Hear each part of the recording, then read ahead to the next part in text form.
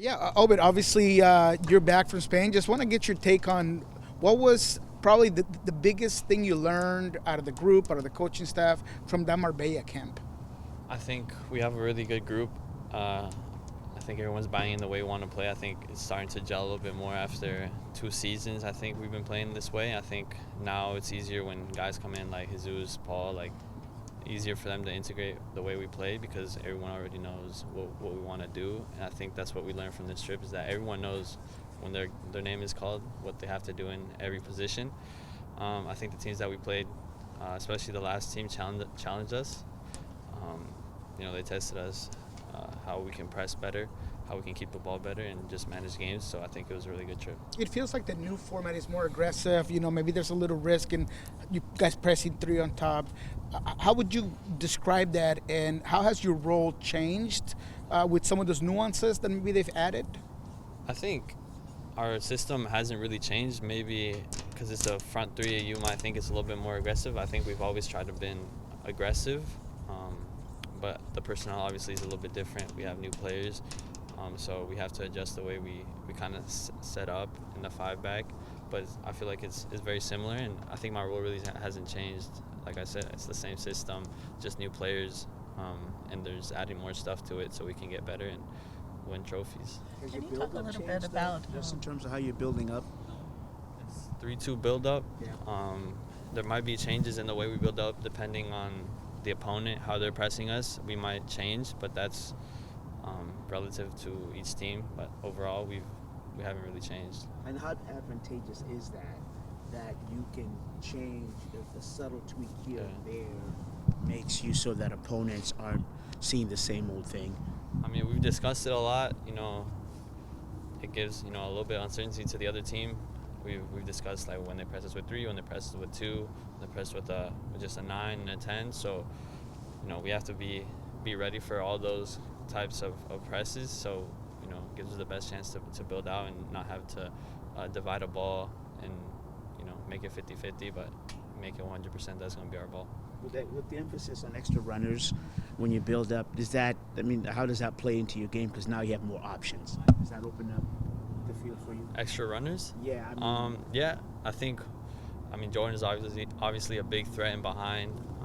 We have Albert in the pocket, Pedro, Jesus, whoever plays in there that can also run in behind as well. We have wingbacks that are fast that can get in behind. So we'll see. I think it's very exciting the way we're going to play, so I'm just happy. what do you talk a little bit about Steph and his leadership ability, excuse me, and how that might have helped you? Steph. Oh, Steph? Yeah, he's the captain in the locker room, the leader. Honestly, since I've been here, he's just been the guy, I feel like, in the locker room. Whenever we need something, kind of just go to him. He's kind of, I don't know, the dad kind of in the locker room. Whenever you need something, say the coaching staff or, management, whatever, you kind of go to him. So he's been that presence in the locker room since I can remember.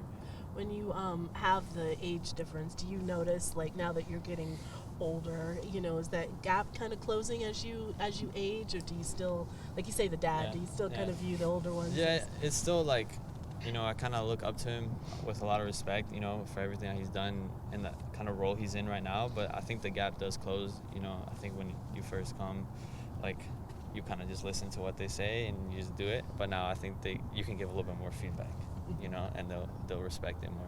How are you approaching this season in terms of your personal goals? Trying to build off last season. I think it was a good season, but I think I can, I've said it before, get more assists, get more goals, get more involved in the attacking third. That's really my goals, and obviously defensively, get stuck in, win tackles, win the ball back, and obviously improve my soccer IQ. I think that's a big thing since I got here, especially with Preki and the coaches. They've helped me, increase my soccer IQ, which is what I'm looking forward to as well next season. How would you assess sort of like or this season? Yeah. How would you assess the depth of this team and sort of the internal competitions? I think we have a lot of good players everywhere. I think every position has, competition in the midfield. Me, Christian, Danny, JP, whoever's in there.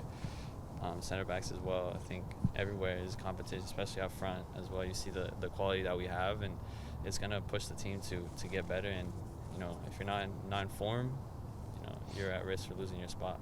Obed, you've grown in front of the eyes of the fan base, but what is it about your experience playing professional soccer that has helped you become the person that you are today? I think my experience as a professional soccer player has, allowed me to. My mentality, I think, is the biggest thing that I've learned. The way you carry yourself every day is the most important thing. The way you train, the way you are in the locker room is the most important thing. That's just what I've learned, and that kind of relates off the field as well, with your relationships.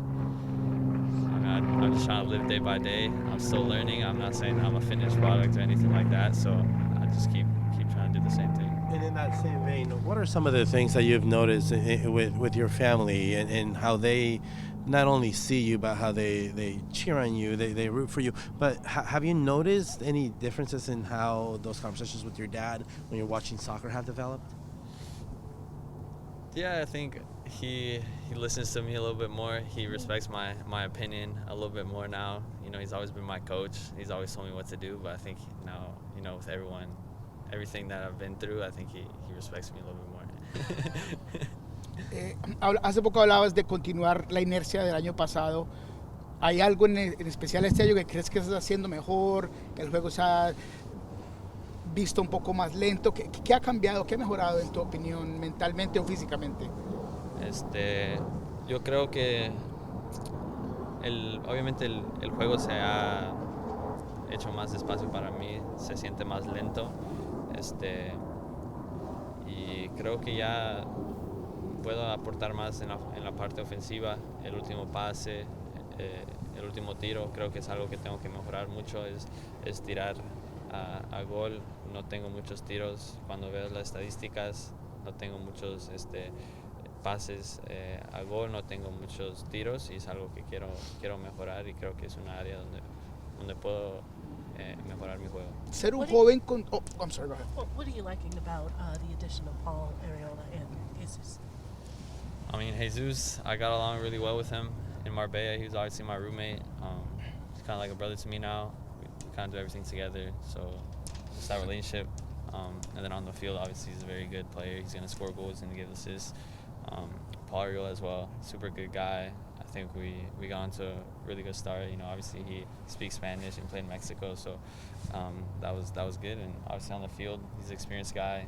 He's does everything well, so he's gonna add a lot to the team. And Brian said thick as thieves with you and Jose. What's really kind of made you bond? Is it just as simple as roommates, or? I think, yeah. I mean, the roommates, obviously you're in the same room a lot. You spend a lot of time, but I think our background as well, we both come from Hispanic parents. We both speak Spanish. We both have big goals for ourselves, and that's kind of something we bond over. So just that, a little bit of the age as well. He's 5 years, something like that, but it's close enough. ¿Qué es lo que ha cambiado en tu aptitud, no solamente como futbolero, pero también como humano, viendo las cosas que están pasando ahorita en nuestro país y cómo está cambiando la temperatura para la gente hispana? Sí, es una pregunta que me hago mucho. ¿Cómo podemos ayudar a la gente hispana?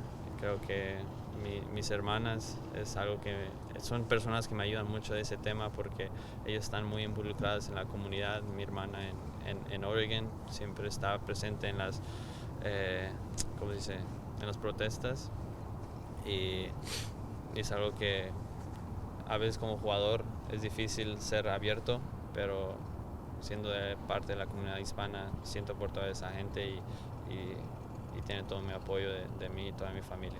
Hablando de esa mentalidad, no es fácil ser un joven con tu proyección y que haya reportes de ofertas por ti por $10 millones a México, a equipos. ¿Cómo manejas tú el ruido, las ofertas, y piensas en un siguiente movimiento, o tú cómo manejas ese espacio de mente? Sí, es algo que tienes que acostumbrarte a. A veces yo veo cosas en las redes sociales que yo ni sé, o sea, hay ofertas que yo ni no me entero, no sé nada, la verdad no sé dónde sacan tantos rumores, pero mi mentalidad y la forma que soy es siempre dar lo máximo al día a día, o sea, no me puedo adelantar a una transferencia o que están poniendo tanto dinero por mí, no, eso no es nada concreto. Eso no me va a ayudar a mi carrera si yo estoy pensando en cosas extra cancha, entonces intento entrenar bien y hacer la parte fuera del campo y dentro del campo bien para que lo que pase, si hay una buena oferta, sea la correcta, donde un lugar que me quiera ayudar a desarrollar es donde a lo mejor puedo pensar ya en eso, pero ahorita no. Pero eso cambió, ¿sigue siendo Europa la única opción o hay opción de ir a otro Sigue lugar? siendo Europa, sigue siendo